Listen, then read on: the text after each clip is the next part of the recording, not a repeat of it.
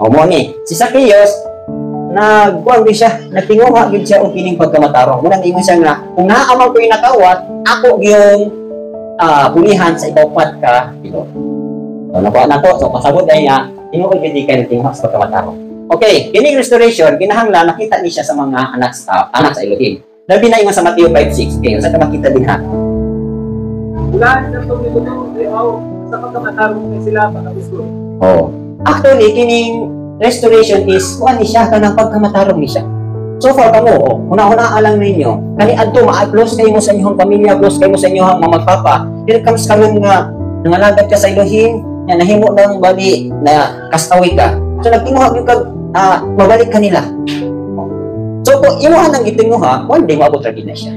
So maabot ra gid na siya. Kinahanglan na isa na sa atong mga buluhaton nga ma-restore gid balik ang imuhang fellowship sa imong family ba, sa imong igsoon ba, labaw gid sa tanan, mabalik gid ta ang atong fellowship adto sa Elohim. Okay.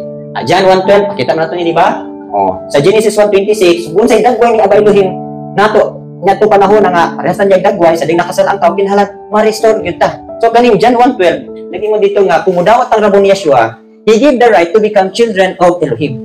Pasabot ay kani adto maghanap kita sa Elohim. Sa ding nakasala ta, so munang nahimo ako tang anak sa taway, anak sa demonyo. Mo nang ingon ka anak sa demonyo, kay mo dawat. Ang tinuod ra mga anak sa Elohim, si Rabbi Yeshua ra, Rabbiya. Di ba? The only begotten son. I mean, ano yung mga anak ka? Nang butong anak sa Elohim, si Yeshua ra man. Mahimo tang butong anak, ang mahimo tang anak sa Elohim, sa dihang atong dawaton si Yeshua. So mo nang makita nato nga naanay gamay nga panalangin sa restoration. No? Una gihatag niya mahimo kang nakikatungod to become children of Elohim. You have the right katungod. Dahil sa diyang nagsunod-sunod na kanya, padayon na gikan, dili na lang kay katungod na imong nadawat. Tinuod na gyud kaniyang anak. Di ba? Si Rabbi Yeshua sa diyang nakatuman siya sa iyang buluhatan. Klaro gid kayo, this is my beloved son in whom I am well pleased.